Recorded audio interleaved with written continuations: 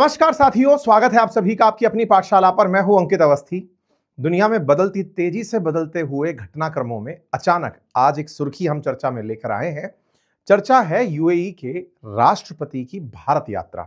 जैसा कि आप सभी जानते हैं कि मिडिल ईस्ट में जब से गाजा को लेकर के संकट उत्पन्न हुआ, चाहे बहुत ज्यादा लोगों के प्रवास करना हो, ईरान इजराइल का आपस में झगड़ लेना हो, या फिर सीरिया के अंदर सत्ता बदल जाना हो, ट्रंप का लगातार ईरान को उकसाना हो, इन लोगों के बीच में अचानक यूएई के शेख का राष्ट्रपति का भारत आ जाना हो। यह अचानक यात्रा से ज्यादा बड़ा सवाल तब बना जब यह यात्रा मात्र 2.5 घंटे की थी। ऑफिशियली इसे 3 घंटे की कहा जा रहा है, कहीं जगह 2 घंटे की, लेकिन एग्जैक्ट 2.5 घंटे की यात्रा।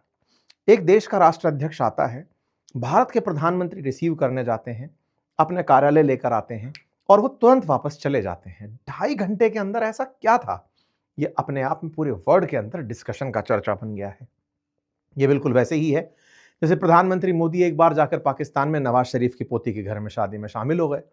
लेकिन ये तो वैसा भी नहीं था, बाकायदा एग्रीमेंट्स भी साइन हुए। 15 ऐसे एग्रीमेंट्स पर चर्चाएं हुई जिनकी चर्चा पूरी जगह हो रही है। और उन्हीं एग्रीमेंट्स में एक बड़ी चर्चा निकल कर आई, भारत और यूएई के बीच में स्ट्रेटेजिक डिफेंस पार्टनरशिप की बात हो जाना। आज के सेशन में हम चर्चा करेंगे यूएई के राष्ट्राध्यक्ष की भारत यात्रा, 3 घंटे की भारत यात्रा, और उसमें टाइमिंग इतना मैटर क्यों कर रहा है, इस मीटिंग के मायने क्या हैं और इन मायनों में अमेरिकी एंगल क्या है। अमेरिकी एंगल बताना इसलिए जरूरी है क्योंकि जब से अमेरिका के प्रभाव में रहते हुए कतर पर गोले गिरने शुरू हुए, फिर चाहे ईरान से हो या इजराइल से, दुनिया के हर देश को परमाणु बम की जरूरत आ पड़ी है। परमाणु बम अमेरिका की दृष्टि के नीचे बनाने की संभावनाएं अब किसी के पास बची नहीं है। ईरान ने बजाने का प्रयास किया था, उसके क्या हालात हैं वो आपके सामने हैं। इस बीच में सऊदी ने पाकिस्तान के साथ एक डिफेंस पैक्ट कर लिया, ये कहते हुए कि मुझ पर अगर कोई हमला होता है तो तुम मेरे साथ रहना। सऊदी के बाद गल्फ में अगर दूसरा कोई सबसे पैसे वाला देश है वो है यूएई यानी कि संयुक्त अरब अमीरात, और उसके राष्ट्रपति की भारत यात्रा मायने तो रखेगी। सोमवार को जब ये भारत पहुंचते हैं तो पालम एयरपोर्ट पर भारत के प्रधानमंत्री इन्हें रिसीव करने जाते हैं। ऑफिशियल अनाउंसमेंट आता है, तस्वीरें बाहर निकल कर आती हैं। आप जब बाहर आते हैं तो इनका बड़ा ही भव्य तरीके से रेड कारपेट पर स्वागत होता है।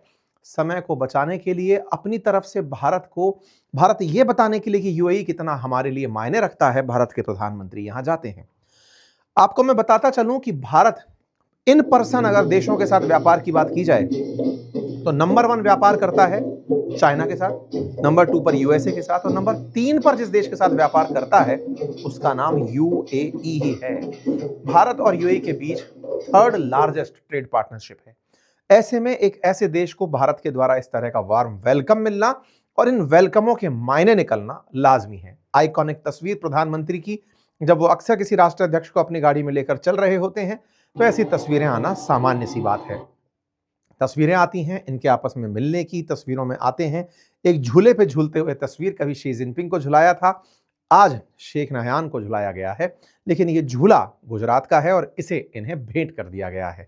तस्वीरें आती हैं इनके साथ में आए डेलीगेट्स के साथ प्रधानमंत्री की मुलाकातों की, साथ में हुए एग्रीमेंट्स के साइन होने की।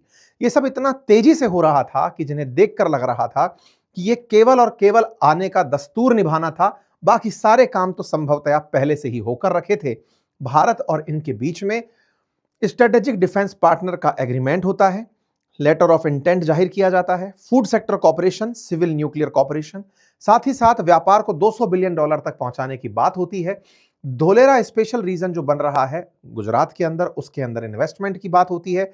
Super computer AI cluster India के अंदर बने उसकी बात होती है। 9 बड़े समझौते, उनमें से 2032 तक भारत यूएई का व्यापार $200 अरब तक पहुंचाने की बात, न्यूक्लियर एनर्जी में सहयोग की बात, आर्टिफिशियल इंटेलिजेंस और सुपर कंप्यूटर, यूएई भारत में डेटा सेंटर बढ़ाने के लिए निवेश करेगा, डिफेंस सेक्टर में मिलकर काम करने के लिए समझौता साइन, स्पेस सेक्टर में सहयोग जैसे रॉकेट लॉन्च कॉम्प्लेक्स, गुजरात के धोलेरा में स्पेशल इन्वेस्टमेंट रीजन में डेवलपमेंट, यूएई भारत को हर साल 5 lakh metric tonne LNG gas देगा, फूड एंड एग्रो प्रोडक्ट्स के व्यापार को आसान बनाने के लिए समझौता। बहुत सारे समझौते एक ही बार में गिन गिन कर दिए जाते हैं और उनमें से जिसकी सबसे ज्यादा चर्चा होती है वो है लेटर ऑफ इंटेंट, अपनी इच्छा जाहिर करने की रिपब्लिक ऑफ इंडिया और यूएई के बीच में स्ट्रेटेजिक डिफेंस पार्टनरशिप को लेकर। ये जो स्ट्रेटेजिक डिफेंस पार्टनरशिप है सबसे ज्यादा चर्चा इसी की, लेकिन और चर्चाओं के बीच में भी अंतरिक्ष सहयोग, आतंकवाद पर, ऊर्जा पर, ये तमाम जानकारियां बड़ी कॉमन और एक्सपेक्टेड जानकारियां हैं कि भारत और यूएई ऊर्जा के क्षेत्र में एलएनजी को सपोर्ट को लेते हुए आगे बढ़ेंगे। भारत और यूएई के बीच में $100 अरब का व्यापार होता है, $100 बिलियन का व्यापार होता है, जिसमें यूएई के लिए Bharat second largest export destination है।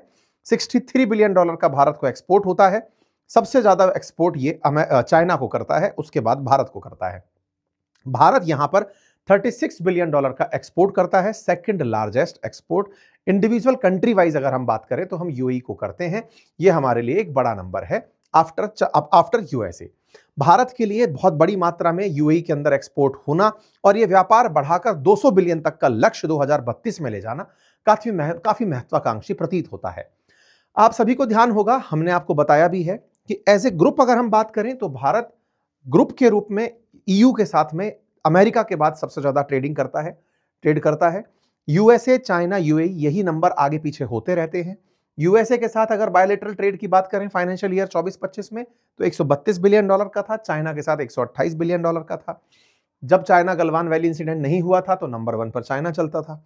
उसके बाद नंबर 3 पर यूएई है $100 बिलियन के साथ, जिसके साथ हम ट्रेड डेफिसिट में रहते हैं। खैर, मोहम्मद बिन जायद ने भी अपनी तरफ से ये मैसेज सर्कुलेट किया, बताया कि भारत के लिए उनकी यह यात्रा कितने मायने रही और फिर वो यहां से चले गए। सब जगह जियोपॉलिटिकल डेवलपमेंट माना गया। इन तस्वीरों के सभी लोगों ने कयास लगाने शुरू किए। अल्टीमेटली भारत के अंदर यूएई के प्रेसिडेंट की 3 घंटे की यात्रा इतनी मायने क्यों रखती है, अब हम आकर उस पर चर्चा करते हैं। आप सभी जानते हैं कि सितंबर 2025 में पाकिस्तान और सऊदी ने मिलकर के न्यूक्लियर आर्म्ड पाकिस्तान के साथ एक म्यूचुअल एग्रीमेंट किया था।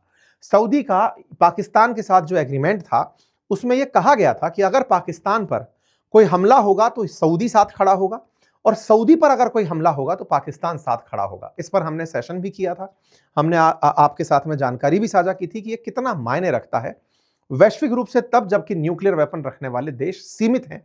ऐसे में पाकिस्तान का यह कहना कि अब पाकिस्तान का न्यूक्लियर प्रोग्राम सऊदी अरब के लिए भी है, ऐसे में बड़ा सवाल बनता है कि सऊदी के साथ है तो यूएई को इससे क्या दिक्कत है दिक्कत है, क्या दिक्कत है? असल में मिडिल ईस्ट में अगर टर्की को हटा दिया जाए तो सऊदी के बाद दूसरी कंट्री यूएई ही आती है। टर्की को हटा दिया, मैं क्यों बोल रहा हूं? क्योंकि तुर्की नाटो का मेंबर भी है और ईयू के साथ भी पैर अड़ा के चलता है। ऐसे में सऊदी के बाद दूसरा सबसे बड़ा देश यूएई ही है और दोनों जीसीसी के मेंबर हैं, बढ़िया मित्र हैं। गाजा के मामले पर दोनों एक जैसा विचार भी रखते हैं। लेकिन हाल ही में जब ईरान इजराइल शुरू हुआ, सीरिया में तख्ता पलट हुआ, ईरान के खिलाफत चीजें होने लगी, तब इन सबको कहीं ना कहीं अपनी सुरक्षा को लेकर चिंताएं बढ़ने लगी कि गलती से ईरान ही हम पर कभी गोला चला दिया तो हमारा क्या होगा। ईरान जस्ट सामने रहता है और सऊदी जो है, यूएई जो है, वो थोड़ा अमेरिका के साथ प्रो अमेरिका है। ऐसे में अगर इनसे दुश्मनी निभा दी गई, अगर इनके साथ एक डिफेंस पैक्ट रहा हो भारत का कि अगर तुम्हारे ऊपर कोई भी गोला चलाएगा हम तुम्हारे साथ हैं, तो शायद इनके ऊपर ये बम चलाने की हिम्मत ना करें। यानी कि एक प्रकार से ये दोनों से तो एक अपने आप में चिंता है ही है, इन दोनों की भी आपस में चिंता है। किन दोनों की? पड़ोसियों की। सऊदी अरेबिया और यूएई बॉर्डर शेयर करते हैं, बढ़िया मित्र हैं, जीसीसी के मेंबर हैं, एक साथ एक ही राग में बजते हैं, सुन्नी राष्ट्र हैं। दिक्कत क्या हुई कि इन दोनों के इंटरेस्ट यमन को लेकर के अलग हैं। सऊदी ने हाल ही में यमन के अंदर एयर स्ट्राइक की, जहां एयर स्ट्राइक की वहां पर कहा जा रहा था कि यूएई ने अपनी तरफ से डिफेंस का सामान भेजा था। जब डिफेंस का सामान भेजा तो सऊदी ने यूएई के डिफेंस इक्विपमेंट्स को टारगेट कर दिया और इस पर साफ साफ सऊदी ने कहा कि यूएई आपको यहां से पीछे हट जाना चाहिए। और भाई साहब, इसके दबाव में, सऊदी के दबाव में यूएई पीछे हट भी जाता है। इस पर भी हमने डिटेल सेशन किया था और बताया था कि सऊदी और यूएई झगड़ लिए। उस समय सऊदी के साथ पाकिस्तान खड़ा था, यानी कि न्यूक्लियर वेपन आर्म स्टेट खड़ा था। यूएई सऊदी से छोटा देश है, कम पावरफुल देश है और उसके साथ साथ कोई खड़ा भी नहीं है। भारत सऊदी से ज्यादा व्यापार यूएई के साथ करता है और ऐसे में अगर हम इसके साथ ज्यादा व्यापार करते हैं तो ज्यादा जिम्मेदारी रखते हैं। यही कारण है कि भारत यूएई की ये मित्रता के मायने निकाले जा रहे हैं। इनका ऐसे दौर में बीच में चले आना बहुत सारे मायने लेकर आ रहा है। टाइमिंग पर सवाल उठ रहे हैं कि कहीं ये तो नहीं कि यूएई भारत से वही वाला डिफेंस पैक्ट चाहता है जो सऊदी पाकिस्तान से चाहता है। भारत की तरफ से अनाउंसमेंट भी होता है कि हम लोग स्ट्रेटेजिक डिफेंस पार्टनरशिप को एक नए डिफेंस एग्रीमेंट के तहत बात करने के लिए तैयार हुए हैं। तो अब इन बिटवीन क्या हुआ है ये नहीं पता, लेकिन भारत का अनाउंसमेंट ये बताता है कि डिफेंस को लेकर के चर्चाएं तो हुई हैं और ये चर्चाएं डिफेंस पार्टनरशिप को लेकर हैं। इसलिए सब तरफ इस बात पर जिक्र है कि क्या भारत सऊदी के खिलाफ यूएई का साथ देने जा रहा है। ये मतलब बहुत बड़ी न्यूज बनती है। पाकिस्तानी लोग इसके वैसे मजे लेते हैं कि भारत नकल कर रहा है सऊदी और पाकिस्तान के पैक्ट की। लेकिन मैं आपको यहां पर एक बात और याद दिलाना चाहूंगा कि भारत केवल यूएई के साथ ही नहीं, सऊदी के साथ भी मित्रता रखता है। सऊदी के साथ मित्रता रखता है, यह बात आपको तब पता चली होगी जब हमने ऑपरेशन सिंदूर में पाकिस्तान पर बम बरसाए थे। उस समय सऊदी के ही विदेश मंत्री चलकर सबसे पहले भारत आए थे जयशंकर साहब से मिलने कि सर इन लोगों को मत मारो, बहुत मार दिया, अब रुक जाओ। यह बात कहने के लिए सऊदी की तरफ से ही विदेश मंत्री आए थे। यह दर्शाता है कि भारत दुनिया में सभी देशों के साथ जो आपसी सामंजस्य लेकर चलता है, उसी क्रम में यूएई के साथ, क्योंकि वो ट्रेडिंग पार्टनर है, उसे लेकर आगे बढ़ रहा है। लेकिन हां, आगे बदलती समीकरणों पर तो क्या ही कहा जा सकता है। आप लोग क्या सोचते हैं? अपनी राय जरूर बताइए। इस तस्वीर के मायने क्या हैं, अवश्य समझाइए। फिलहाल के लिए इतना ही। चैनल पर नए हैं तो सब्सक्राइब कर लें। अपनी पाठशाला एप्लीकेशन पर मेरा पढ़ाया हुआ कोर्स उपलब्ध है, जाकर आप उसे पढ़ सकते हैं। History, geography, polity, economy, GS foundation for UPSC and state PCS. Class में पढ़ाई गई बातों का नोट्स प्रॉपर तरीके से तैयार है, आप उन्हें भी प्राप्त कर सकते हैं। फिलहाल के लिए इतना ही। अपना ख्याल रखें। बहुत बहुत धन्यवाद।